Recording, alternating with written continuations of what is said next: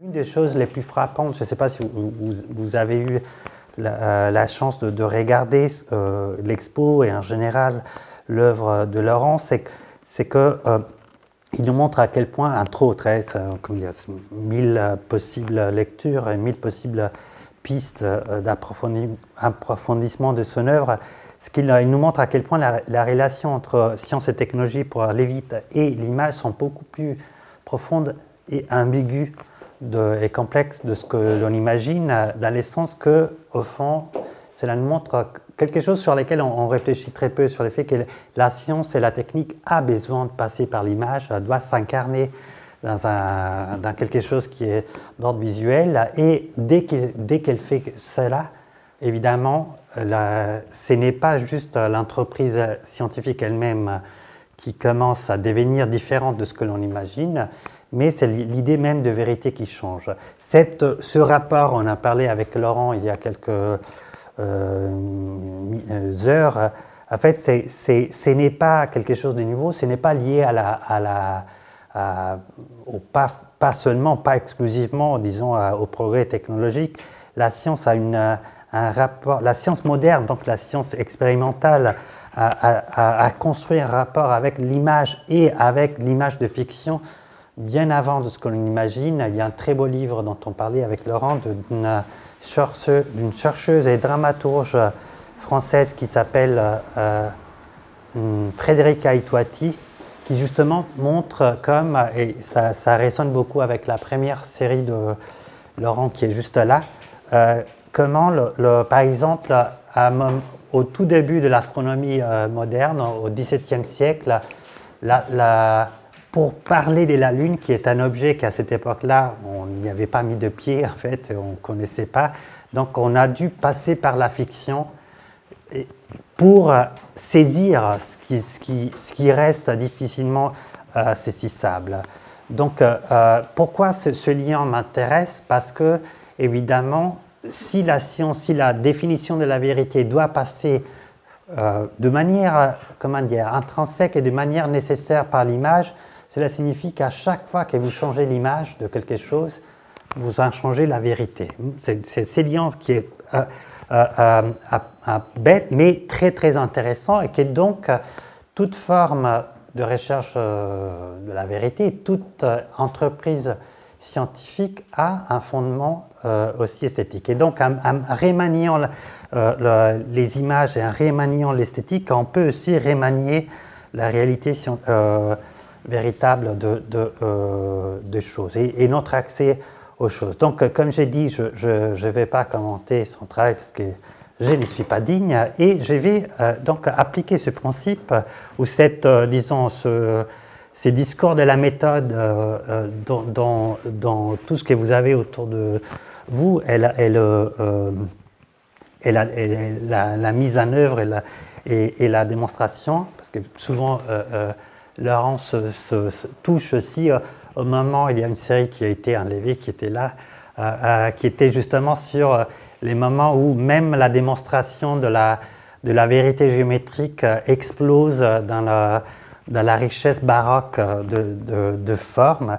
Donc je prends cet étrange chiasme entre image et vérité dans la science et les lieux pour explorer l'une des questions scientifiques les plus urgentes, qui est la question écologique. Donc je vais essayer de remanier, pour montrer au fond d'une certaine manière à quel point la question écologique est aussi, et peut-être surtout une question esthétique, et à quel point peut-être pour résoudre quelques soucis et quelques questions liées à la crise écologique dont nous sommes à la fois protagonistes, victimes et témoins, peut-être l'art a quelque chose à dire, beaucoup plus de ce que l'on imagine. Donc, permettez-moi d'inventer une petite histoire pour rendre la chose moins tragique et plus intéressante.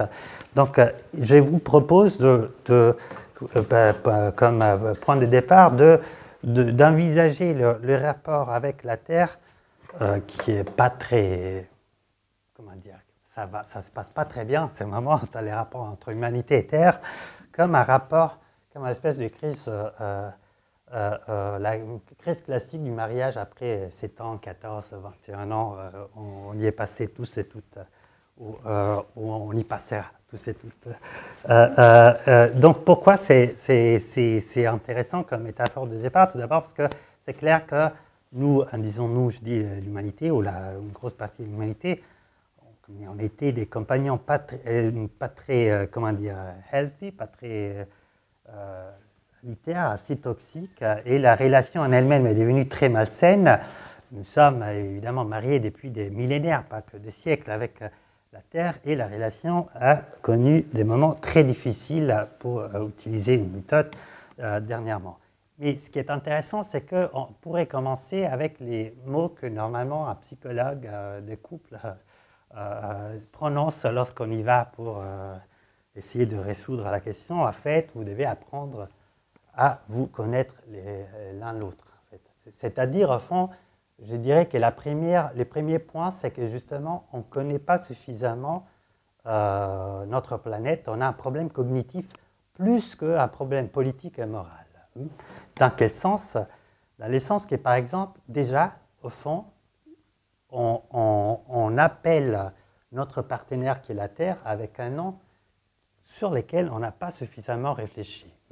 Pourquoi on l'appelle la Terre? La Terre, d'une certaine manière, c'est appeler cette chose qu'on appelle, oubliez tout ce que vous savez sur la Terre. C'est un exercice, je vous invite aussi d'imaginer cette chose qu'on appelle la Terre, la planète, mais tout d'abord de réfléchir, par exemple, sur l'effet que le mot Terre n'est pas le plus approprié. Pourquoi? Parce que le mot Terre, comme vous savez, dans les langages, dans les langues latines, signifie juste sol, comment dire, ce qui est sec. Et ça, tout d'abord, il y a un problème, ça ne correspond pas à la réalité de tout ce que existe sur notre planète, en fait. Au fond, la Terre, c'est juste ce qu'on touche avec les pieds. Et c'est bizarre, donc, de juger, de nommer notre partenaire en utilisant les pieds. Ce n'est pas comment dire, ce n'est pas l'organe le plus sensible et le plus capable de définir ce que c'est la réalité. En général, en fait, il y a un problème aussi, si vous y pensez, de perception aussi, dans le sens que la Terre, donc la lithosphère, l'élément solide, est juste une partie de ce à quoi nous sommes confrontés tous les temps. En fait, il n'y a pas que la Terre, les rochers, les solides, il y a surtout l'air, il y a aussi je sais pas, tous les liquides, etc. Et techniquement, au fond, on pourrait dire que nous, vous habitez pas la Terre, vous habitez surtout les ciels, parce que les ciels, ça commence ici et ça part jusqu'à la Lune. Donc, en fait, on devrait même invertir et dire qu'on habite les ciels et on touche de temps en temps les sols, la Terre. Donc, ça serait déjà compliqué. Mais bon, qu'est-ce qu'on fait avec ça? Compliqué. L'autre nom que je vous ai interdit d'utiliser pour appeler votre partenaire, c'est Gaïa. Mais non, c'est la grosse mode. Tout le monde parle de Gaïa. Et d'ailleurs, c'est une mode récente, mais tout ce qui concerne la Terre vient de ce mot-là. Géographie, géologie, géo-ingénierie. Géo, comme vous savez, vient du grec Gaïa. Mais pourquoi maintenant on préfère utiliser les mots Gaïa? Parce qu'on dit c'est bien, c'est la mythologie, c'est une divinité, c'est bien les mythes contre la science. En plus, mais très peu de gens ont voulu relire ces mythes, en fait. Je ne sais pas si vous l'avez fait récemment, mais Gaïa était un personnage archi-toxique, en fait. C'était une femme, c'était vraiment protagoniste d'un soap-opéra latino-américaine. Je l'ai dit avec beaucoup d'admiration, parce que j'ai grandi en Italie et c'était la grande mode quand j'étais enfant et adolescent. Mais c'est une femme donc, qui a fait des enfants et après a fait des enfants avec l'un de ses enfants et a demandé à l'un de ses enfants de tuer les pères, c'est-à-dire son ex en fait. Donc c'est pas très beau comme comment dire. On pourrait inventer ou on pourrait comment dire. On pourrait choisir un personnage un peu plus sympa, un peu moins problématique pour appeler ce qui est censé nous avoir donné la vie et nous je ne sais pas, être notre amoureuse ou notre amoureux. D'ailleurs, même sur les gens, on pourrait se parler. Mais plus généralement, ce qui est intéressant dans cette question, au-delà de la blague, c'est que, en fait, si vous y pensez, se référer à un mythe grec, c'est déjà problématique. Tout d'abord, parce qu'on pourrait dire pourquoi les Grecs et pas les Africains, les Russes, les Sibériens, les Yanomamis, je ne sais pas. Pourquoi une culture, tout d'abord la culture grecque, à la différence de ce que l'on dit est une culture sexiste, esclavagiste, pas très intéressante en général, donc comment dire, on ne doit pas... Mais ensuite, la question est plutôt pourquoi une culture plutôt qu'une autre, en fait.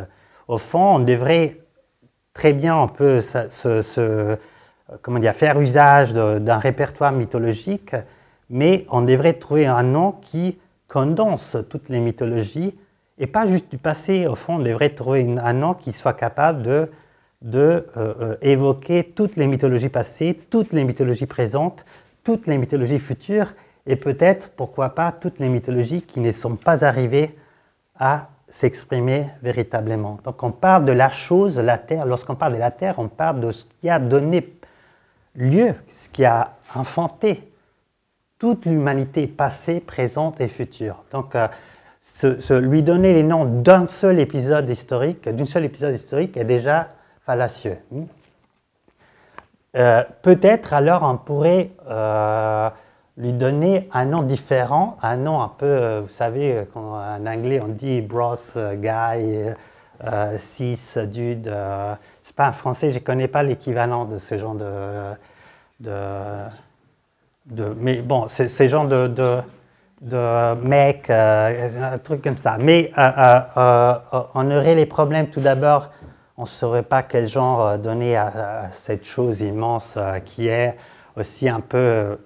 mais pas transgendre dans l'essence qu'on donne aujourd'hui à ces termes, parce que c'est vraiment au-delà de tout. Rappelez-vous, la Terre, c'est ce qui a donné lieu aux humains, aux non-humains, ce qui donne lieu aux nuages, au vent, etc. etc. Donc, il faut lui donner un nom, et ce nom doit exprimer tout cela. Et dans ces cas-là, ce qui est intéressant, c'est que ça nous permet de comprendre une autre chose, c'est que les noms de la Terre, au fond, ça devrait être, plutôt qu'un nom ou un nickname, un surnom, ça devrait être un pronom. Et un pronom personnel dans lequel chacun et chacune de nous et de vous pourrait dire « moi ». Au fond, la Terre, c'est chacune et chacun de vous, et chacune et chacun des êtres qui ont existé, qui existent et qui existeront. Donc, les noms de la Terre devraient être un peu les pronoms absolus, les moi qui résonnent à chaque fois que quelqu'un a dit moi dans l'histoire présente et future. L'espèce de selfie absolu où on retrouve les visages de n'importe qui dans le monde.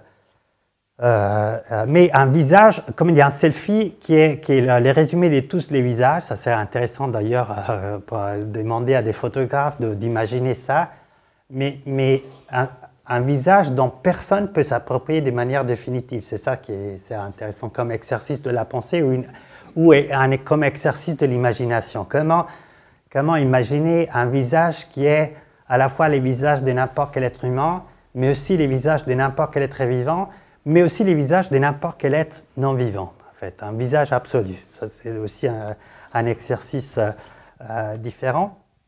Bon, déjà, donc, c'est une manière pour vous dire, ouais, c'est clair que toutes ces questions que je vous ai posées, ce sont des questions, au fond, qu'on ne s'est jamais posées. Évidemment, si on connaît même pas les noms de notre partenaire, ça commence très mal. Imaginez d'avoir épousé quelqu'un dont vous ne connaissez même pas comment il s'appelle ou comment elle s'appelle, ce n'est pas les signes d'un grand respect.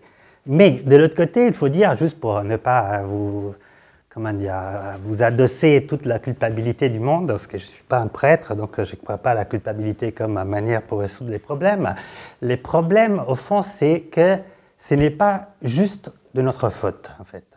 Pourquoi? Parce que on a une chose, et là, comment dire, c'est sérieux, en fait, pas parce que ce que j'ai dit, c'était pas sérieux, mais c'est une chose vraiment très importante sur laquelle aussi on réfléchit très peu, c'est que, en fait, mine de rien, nous vivons un moment historiquement et culturellement absolument sans précédent. C'est-à-dire, au fond, la culture comment dire, qu'on partage tous les êtres humains aujourd'hui, a quelque chose d'inouï par rapport au passé, parce que aucune autre culture n'est disposée réellement d'une connaissance réelle de la totalité de la planète.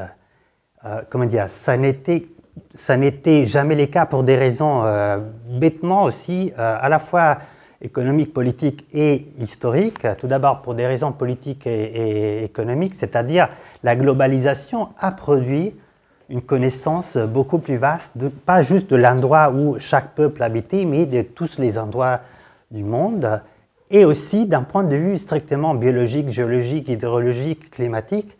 Ça n'est jamais arrivé que l'humanité pouvait disposer de la connaissance, par exemple, aujourd'hui, mais qu'aujourd'hui, on dispose du climat en temps réel à Rouen, à Sydney, à Damas, à Cape Town, etc., etc. Donc c'est comme si vous voulez, cette connaissance scientifique correspond au fait que c'est pour la première fois que le visage de la Terre s'est montré à l'humanité, et à toute l'humanité, non pas une partie d'elle. Et à l'inverse, c'est comme si toute l'humanité, pour la première fois, montrait son visage total face à la Terre. Donc c'est une espèce de double révélation qui fait que, pour la première fois, les deux conjoints, les deux mariés se voient.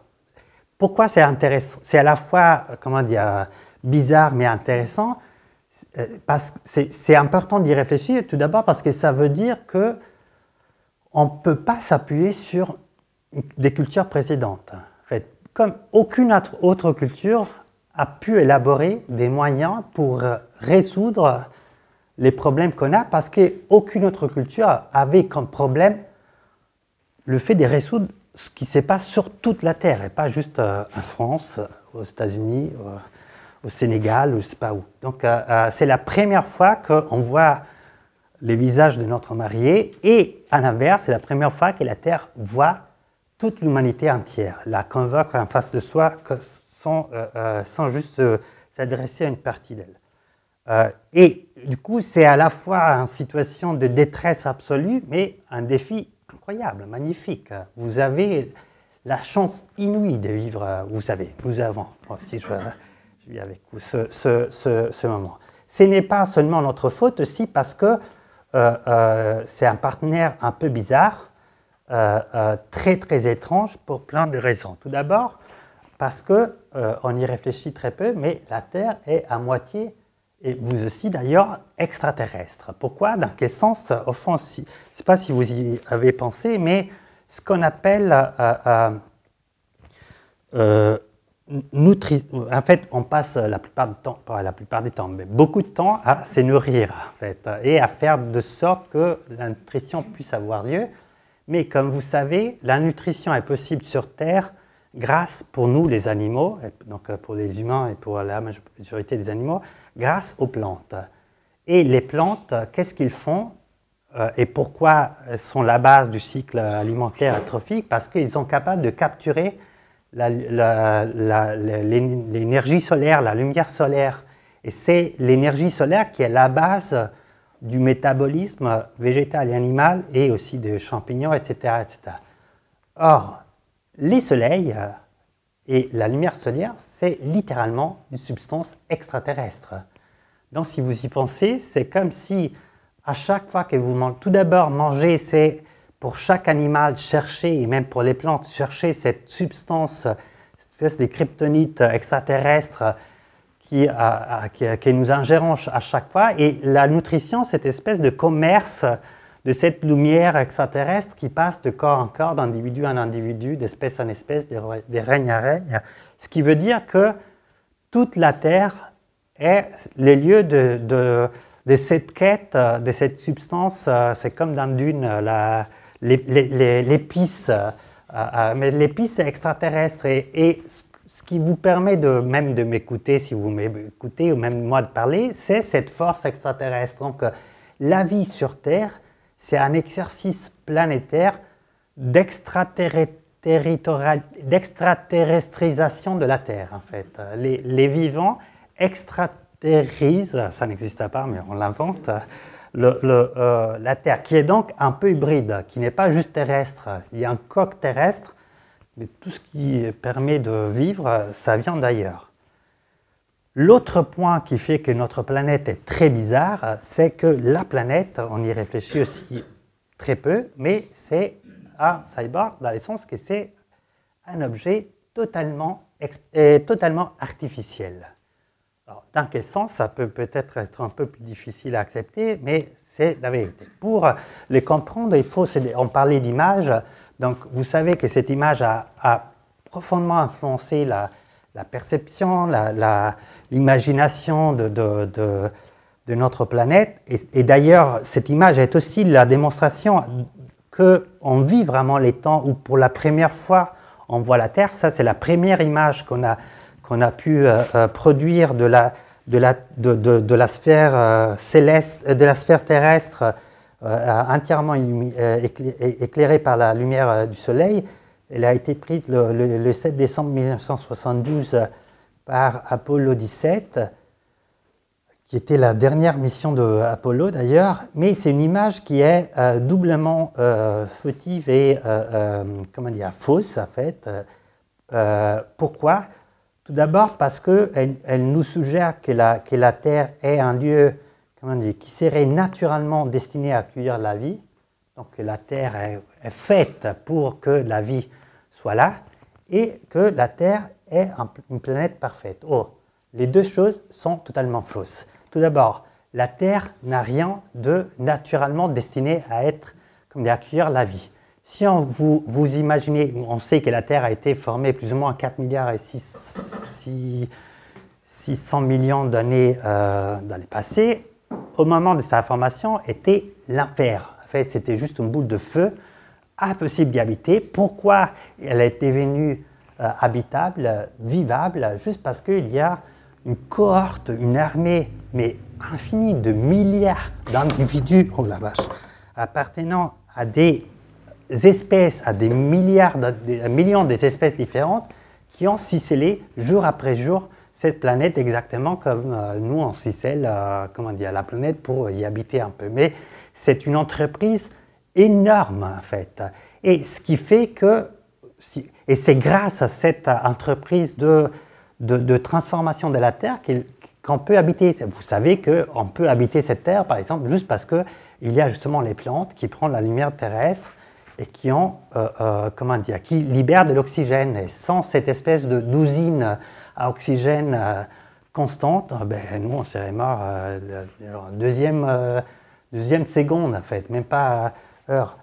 Et pourquoi c'est intéressant? Parce que ça nous dit donc que la Terre non seulement est artificielle, mais beaucoup plus artificielle que ça.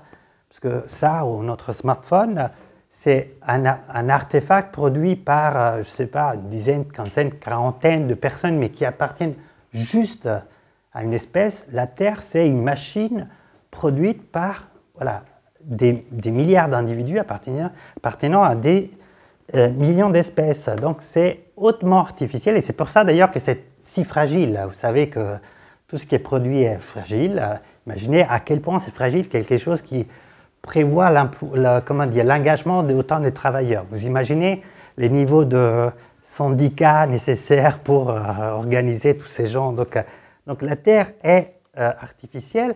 Et la Terre n'est pas parfaite, en fait. Pas du tout. Ce n'est pas ce rond qu'on imagine comme ça. Ça, c'est juste une illusion produite par des effets optiques, littéralement. On a, les physiciens, depuis un moment, ont essayé de construire une image plus véritière de la Terre au sens vraiment de la lithosphère. À travers ça s'appelle en physique un géoïde. C'est la forme calculée sur la base de la gravité. Vous calculez la gravité à différents endroits de la Terre et vous savez combien de matière il y en a.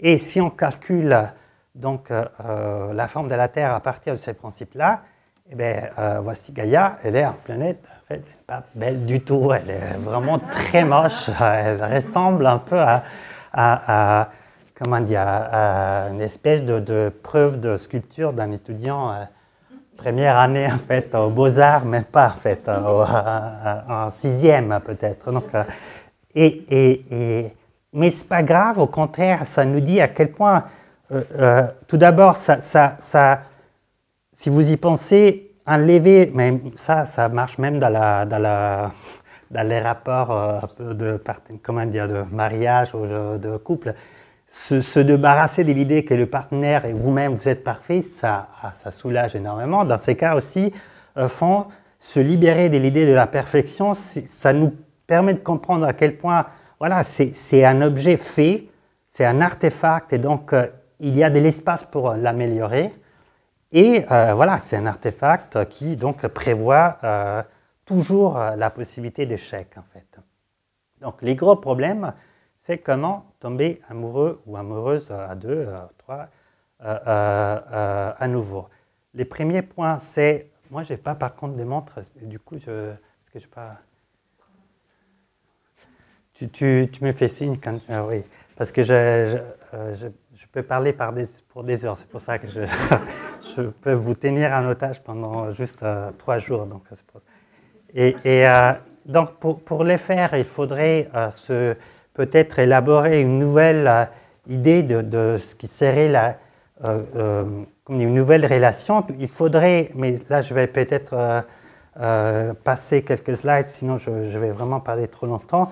Donc tout d'abord, comment dire, accepter qu'il n'y a pas de relations naturelles avec la Terre. Il faut oublier on parlait de comment les images nous aident à repenser la réalité. Oublier ces discours qui malheureusement est très très dominant aujourd'hui dans l'écologie ou dans l'espace public, qu'il faudrait trouver un rapport naturel avec les plantes, les animaux. Il n'y a pas de rapport naturel en fait. Il n'y a pas de... Oubliez cette chose bizarre qu'on dit qu'il faut embrasser les arbres et sentir... c'est vraiment, je vais dire, vous imaginez appliquer si on applique cette méthode aux humains, justement, on est dénoncé par viol, en fait, si on commence à embrasser tout le monde comme ça. Mais parce qu'il faut, comment dire, il faut de la médiation pour comprendre un être humain, il faut énormément de compréhension, de réflexion, etc. Imaginez à quel point c'est compliqué de comprendre un être qui n'a rien à faire avec votre nature, en fait. Donc, comprendre les plantes, les animaux, c'est encore plus difficile que comprendre, je ne sais pas, un être humain. Donc, il faut encore plus d'artifices, de médiation, d'art, d'imagination, des techniques, en fait. Et pour ce faire, il faudrait changer peut-être l'idée même des technologies. Je vais peut-être juste 2 mots. Lorsqu'on parle des technologies, lorsque je vous dis qu'est-ce que c'est la technique ou quel est l'objet technologiquement le plus avancé que vous avez dans les mains, et sûrement vous pensez à votre smartphone et vous sortez votre smartphone. Cette idée-là que la technique soit... que les progrès de la technique se mesurent sur les rapports que vous avez avec de pierres est une idée qui était pas toujours présente. Ça a été inventé à peu près la première moitié du 19e siècle, lorsque un grand archéologue anglais a distingué justement les différentes phases de l'humanité en distinguant les différentes formes de maniement de pierre. Donc il a inventé les mots néolithiques, paléolithiques, etc., qu'on utilise encore aujourd'hui. C'est une manière très rudimentaire de mesurer les rapports que l'humanité a eu avec l'espace et la matière, les maniements de la matière. Pourquoi?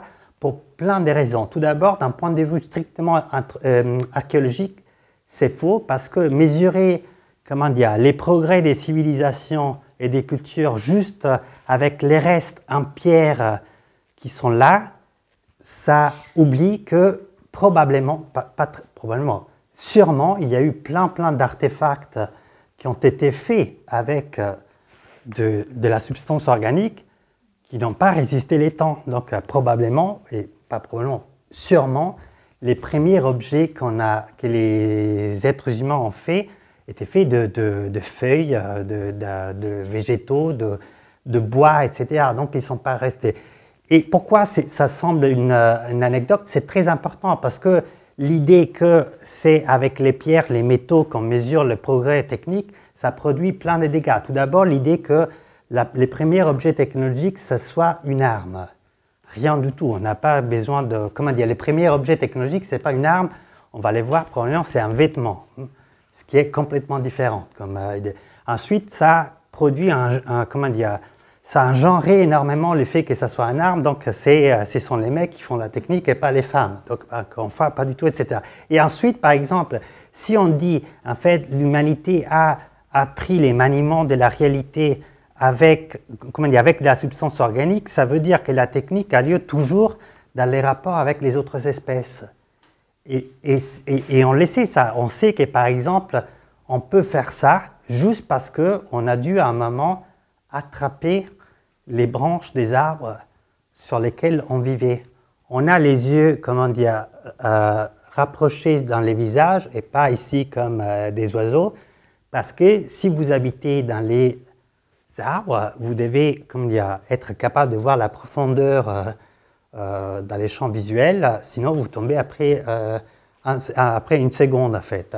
Donc c'est dans les corps à corps avec les arbres que même notre corps s'est fait. Donc c'est évidemment avec d'autres espèces que la technologie, c'est-à-dire les rapports actifs au monde, s'est libéré. Par exemple, si vous me demandez quel est l'artefact technique le plus important en ce moment, c'est le blé hexaploïde qui vous permet de manger, en italien en plus, encore plus, de pâtes et de pain chaque jour en fait. Donc c'est là juste pour dire, donc la technique existe toujours dans les rapports avec les autres vivants. Et probablement, mais ça je passe parce que sinon on va trop loin, les premiers objets techniques est un vêtement. Donc c'est la mode. Si on vous parle de technologie, il faut penser à la mode. Ce qui change tout, peut-être on va en parler dans les questions, mais ce qui change tout, parce que la mode, par exemple, c'est une technologie intéressante, parce que ce qui est en jeu, ce n'est pas la domination de l'autre, et ce n'est pas vraiment quelque chose d'utilitaire. La mode sert à changer ton visage. Donc, dans la technologie, c'est qu'il y a un jeu, et c'est quelque chose qui est toujours plus spirituel qu'immatériel. Donc, probablement, tout objet technique est quelque chose où l'enjeu est les changements d'identité et pas la domination sur la réalité. Mais il y a une technologie qui n'est pas, comment dire, la technologie ne commence pas avec l'être. C'est ça la deuxième grosse erreur de cette idée que ce sont les pierres qui mesurent la technique et donc la non-nature dans les mondes, parce que la technologie existe aussi dans la nature. La première démonstration, comme les fondements du fait que tout être vivant est un être technologique, c'est en fait la chose la plus banale au monde, la naissance. En fait, donc pour repenser la technologie, il faut repenser la naissance. Et pourquoi c'est important de penser la naissance? Parce que c'est la chose la plus universelle au monde. Et preuve en est d'ailleurs l'effet que nature vient du mot latin pour dire naître. Ça signifie ça, nature signifie ce qui doit naître. Et on pourrait dire que nature, donc, c'est la collection des êtres qui doivent naître pour exister. Ça semblerait une tautologie, ce n'est pas. Pourquoi? Parce que, au fond, réfléchissez bien, qu'est-ce que ça veut dire naître? Naître, c'est l'effet que pour pouvoir exister, vous avez dû emprunter, en fait, un morceau de chair qui était déjà vivante. Vous avez dû prendre la chair de votre mère et de votre père, la recycler et l'orienter vers quelque chose qui n'avait rien à faire avec la vie de votre père et votre mère. Tous les êtres vivants font ça. C'est bizarre, en fait, si vous y pensez. En fait, aucun être vivant a eu la chance de surgir dans un morceau de matière, comment dire, vierge, pas touché par... Non, on a toujours dû prendre... on est tous et toutes des vies de seconde main, en fait. Des vies recyclées. Donc, c'est pour ça que la vie est très compliquée, en fait. c'est quand on prend une voiture pas très bonne. En plus, c'est encore plus compliqué parce que, je fais toujours cette blague, mais c'est assez... En fait, imaginez de devoir... Moi, j'ai dû recycler la chair de ma mère et de mon père qui ne marchaient pas très bien ensemble dans leur vie. Et j'ai dû les fondre dans un corps unique. Donc, c'est les chaos total. Donc, évidemment, c'est l'échec. Mais vous voyez à quel point, à cause du fait qu'on a dû recycler une vie qui était déjà là, on doit forcément la remanier, on doit forcément la transformer. On doit, comment dire, l'amener vers quelque chose qui n'était pas ce pourquoi cette vie a été produite. Donc voilà pourquoi il y a de la technique. Il faut toujours un peu rattraper, réparer, hijack, comment dire, transformer ce que le présent pour lui donner un visage différent. C'est pour ça que du coup, il n'y a pas de nature dans la nature. Il n'y a que de remaniement. Il y avait vous avez dans les années 20, c'était la grosse crise en Allemagne, un peu comme maintenant, dans les années 20 du siècle dernier, et plein de gens déménageaient à Naples, Ischia, Capri, parce que la vie était beaucoup moins chère. Aujourd'hui, ça serait plus cher encore qu'en Allemagne, et parmi ceux, il y avait plein de philosophes, qui sont devenus très célèbres, Adorno, Krakauer, Benjamin, sont passés par là, et parmi eux, il y avait un autre qui s'appelait Alfred Sonreth, qui a publié à un moment, dans une revue, un article sur les rapports des Napolitains à la technique. L'article s'appelait, en allemand, c'était, comme traduit, c'est l'idéal de ce qui est cassé. Et Sonreth, elle partait du présupposé, qui est encore toujours vrai, en fait, qu'à Naples, tout est cassé. Et pas juste les portes, mais vraiment tout est cassé, genre les moteurs se cassent, etc. Mais il disait, ça, c'est pas l'échec de la technique, ça, c'est les débuts de la technique, parce qu'à Naples, les choses commencent à marcher lorsqu'ils sont cassés. Dans quel sens que c'est que là, lorsque la chose est cassée, que chacun peut démontrer sa souveraineté sur l'automatisme technique et, par exemple, comment dire, détourner. Tu utilises les moteurs d'un bateau pour monter la crème, en fait. Donc, pour lui, la technique, c'était ça, c'est détournement que tu imposes à un objet qui s'est cassé. Et la vie est un peu comme ça. En fait, notre vie est toujours, on reçoit des trucs cassés et on doit le faire marcher, mais pas les réparer, pas les restituer. Ça serait horrible. En fait, c'est la mort, en fait, de dire j'ai reçu ce morceau de chair cassée de ma mère, ben, je vais essayer de refaire la vie de ma mère. Oh la vache, c'est vraiment l'enfer. et non, tu dois détourner complètement cet objet technique et lui donner inventer un nouvel usage qui n'était pas là. Donc là aussi, c'est intéressant. Ça veut dire que tout est cassé, il n'y a aucun problème, mais il ne faut surtout pas réparer les choses. Pourquoi? Ça, c'est très important. Là aussi, on est victime d'une rhétorique insupportable sur la réparation, réparer. Non, réparer signifie obliger une chose à rester dans les passés et lui ôter, en fait, prendre en otage les futurs possibles. Il ne faut pas réparer. À la limite, il faut greffer. Il y a un architecte très intéressant, je passe un peu, après je reviens, il y a un architecte très intéressant qui d'ailleurs il est de Chicago, mais qui commence à construire aussi en France. Elle a ouvert un studio ici en France, qui vient de publier un livre très beau où elle compare l'architecture et l'art du greffer. Pourquoi? Et c'est très intéressant, en fait, c'est une manière de répondre à cette, cette alternative qui est désormais très courante un peu partout, entre l'idée que tu dois tout détruire et construire des nouveaux, c'est un peu ce qui se passe aux États-Unis depuis toujours, ou bien rien de construire des nouveaux et juste, faire comme on fait en Italie, c'est-à-dire obliger les gens à habiter dans des baraques qui ont été construits au Moyen-Âge et donc rendre la vie de toute manière impossible. Et Jeannie Gang dit une chose très belle, elle dit en fait, c'est une fausse alternative, Et la voie, la solution, c'est greffer. Pourquoi? Parce que greffer signifie à la fois garder du passé, mais savoir que pour garder du passé, il faut toujours y injecter quelque chose de nouveau, qui souvent n'a rien à faire avec les passés. Pensez, et les comment dire, l'art du greffage, on dit en français, n'est pas quelque chose d'étrange. Tous les vins que vous buvez, vous savez, ça vient de plantes greffées, en fait. Il n'y a rien, comment dire, ou la plupart les agrumes, par exemple, les citrons, les oranges, sont tous on ne peut pas les planter, en fait. On doit les greffer.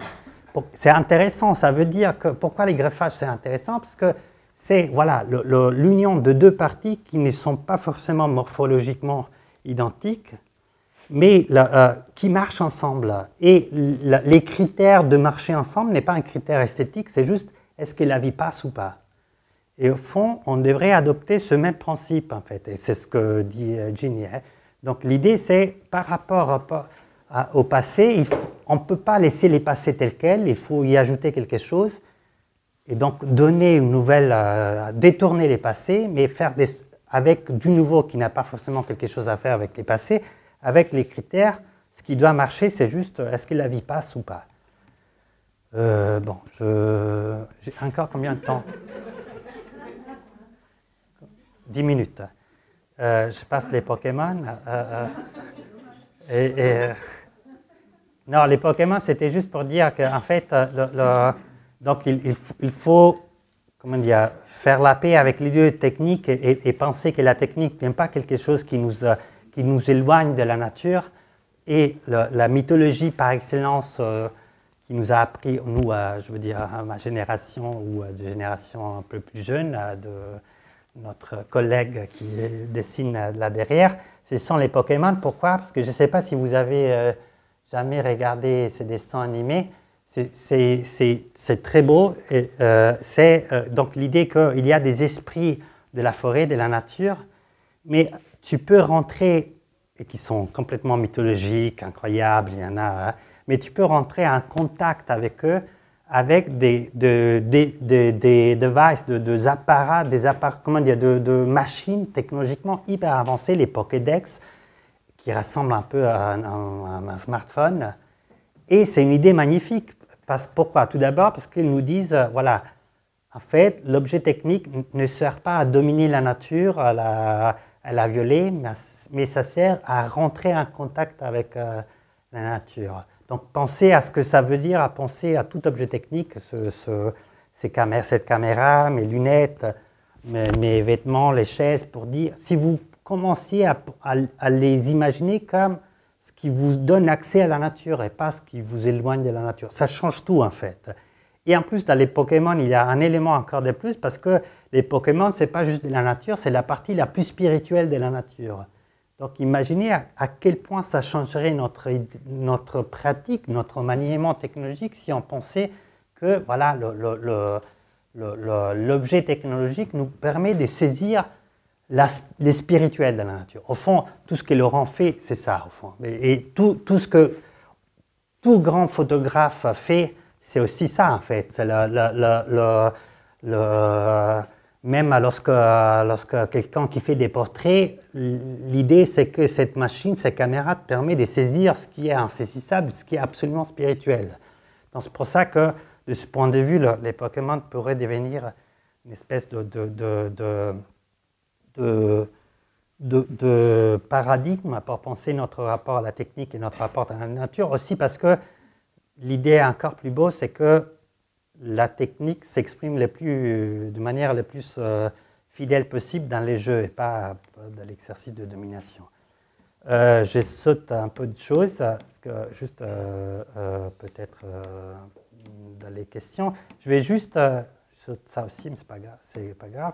Je vais juste finir pour dire que donc il y a un rapport, comment dire, médié, technique et aussi esthétique, et non seulement dans les rapports que nous avons nous-mêmes avec la nature, non seulement dans les rapports que tout être vivant a avec soi-même, mais il y a aussi un rapport technique et esthétique dans les rapports que tout être qu'à l'intérieur de n'importe quelle espèce, les individus entre eux, et cela a été démontré de manière, comment dire, définitive et paradigmatique par Darwin, en fait. Vous savez que donc, Darwin publie en 1859 un livre qui s'appelait The Origin of Species, donc qui est sold out les jours même de sa sortie. Donc, et dans ces livres, vous l'avez toutes et tous, j'imagine, étudié à l'école. Donc l'idée, c'était, au fond, l'origine des espèces s'interroge sur comment et pourquoi la vie produit autant de formes.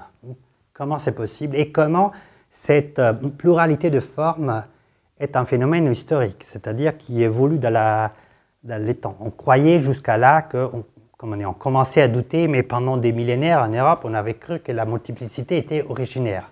Il n'y avait qu'un mec barbu qui a fixé toute la pluralité et c'est bon. On a compris une chose, comment dire, très profonde et très déroutante, c'est-à-dire que la vie était une forme qui arrivait à multiplier ses propres formes par elle-même. Énorme découverte, énorme, comment dire, idée, mais le problème c'est quelle est la logique la logique du coup esthétique, parce qu'il s'agit de la multiplication des formes. Donc Darwin propose une première explication qui est il y a en fait en nature une espèce de variation infinie, un mécanisme qui fait que les êtres varient. Mais il y a une force qui n'est pas à l'intérieur des vivants, qui gît à l'extérieur des vivants et donc face à laquelle on est tous un peu passifs, qu'il appelle la sélection naturelle, qui donc filtre, sélectionne, un peu comme les éleveurs. C'est littéralement ça, c'est pas ce que Darwin ça. Et il dit, en fait, la sélection se fait en filtrant les êtres qui sont plus adaptés à l'environnement. C'est la sélection, vous avez tous et toutes étudié ça à l'école. Sauf qu'on n'étudie pas la deuxième partie, c'est que donc, il continue à travailler, évidemment, parce qu'il a travaillé toute sa vie, il a publié une quantité d'œuvres phénoménales, il était incroyable, et il s'est rendu compte qu'il y avait surtout deux gros groupes d'êtres qui démontraient que tout cela est faux. Les humains, évidemment, parce que c'est impossible de dire que, aujourd'hui on a la preuve qu'on dirait que la nature a primé les plus adaptés, nous ne sommes pas du tout adaptés à l'environnement, en fait. Mais aussi les oiseaux. Et l'exemple parfait, c'est le paon. Pourquoi? Parce que si vous y pensez, tout d'abord, le paon n'est pas un être adapté à son environnement. Surtout les paons mâles, c'est un être qui a une queue plus grande que lui, qui a une espèce de poster pliable qui lui sert face à un partenaire pour dire on s'amuse bien, mais qui lui empêche de voler, de prendre la fuite. C'est monstrueux. Imaginez de traîner un truc énorme qui vous sert juste pour flirter avec quelqu'un. Donc l'enfer, évidemment. Mais plus sérieusement, c'est si vous devez expliquer la genèse, graduelle évolutive de ça. C'est-à-dire, vous devez expliquer les faits que ça n'a pas apparu d'un jour à l'autre, mais de manière graduelle à cause de la même cause. Donc, il s'est rendu compte que, tout d'abord, il doit y avoir quelqu'un qui a vu ces figures, et pas juste une force, qui existe en dehors. Donc, premier changement, l'évolution, c'est une activité des vivants. Ça correspond à une agentivité, à une agency. Ce sont les vivants qui choisissent où aller. Et ce n'est pas qu'ils subissent l'évolution. Deuxième élément encore plus fort, parce que ce n'est pas juste qu'ils ont vu ça, en fait, ils ont vu des formes de plus en plus, et choisi des formes de plus en plus complexes et des formes de plus en plus belles. Donc, la découverte de Darwin, donc il publie un deuxième livre en 1871, donc 12 ans plus tard, qui montre qu'il y a un mécanisme encore plus important qu'il appelle les mécanismes de la sélection sexuelle, mais qui dit ça, en fait, la sélection, c'est un choix actif des vivants, et c'est très souvent non pas destiné à faire primer les plus adaptés, mais juste qui se basent sur un choix, sur un critère purement esthétique. Qu'est-ce que ça veut dire esthétique? Ça veut dire tout d'abord beau, simplement beau, mais ça veut dire aussi, ce qui veut dire esthétique, ça veut dire qu'il n'a aucun lien, mais aucun, avec des fins d'utilité et avec des retours, comment dire, purement biologiques. Et en plus, comment dire, les livres après ont été l'objet d'une polémique énorme parce qu'ils démontraient aussi que dans la plupart des cas, ce sont les femmes qui décident et pas les mecs, en fait. Donc, gros scandale dans la société anglaise, britannique, victorienne de l'époque. Pourquoi c'est intéressant? Parce que ça nous dit deux choses inouïes. Ça nous dit qu'au fond, du coup, si on prend au sérieux cette évidence scientifique, ça nous dit qu'une espèce elle-même est un objet artistique. C'est que la vie est une espèce de bio-art, donc d'activité esthétique. Et dans les cas des paons, donc l'espèce de paon, c'est une énorme, je ne sais pas, biennale à ciel ouvert qui a lieu pendant des siècles, où les mecs, ce sont des performeurs, et les femmes, ce sont des commissaires, en fait, qui décident comment tu dois bouger, quelle forme doit avoir. Mais il nous dit aussi quelque chose d'encore plus profond, parce que si on universalise cette logique, ça veut dire que non seulement les parents, mais toute la nature est un énorme musée à ciel ouvert où chaque espèce essaye de mettre en place une expo qui dure de manière temporaire, un peu comme ici, pour eux-mêmes et pour les autres. Donc je conclus justement en vous invitant à regarder maintenant la nature un peu comme si c'était un énorme centre photographique des Rouen à ciel ouvert. Merci beaucoup.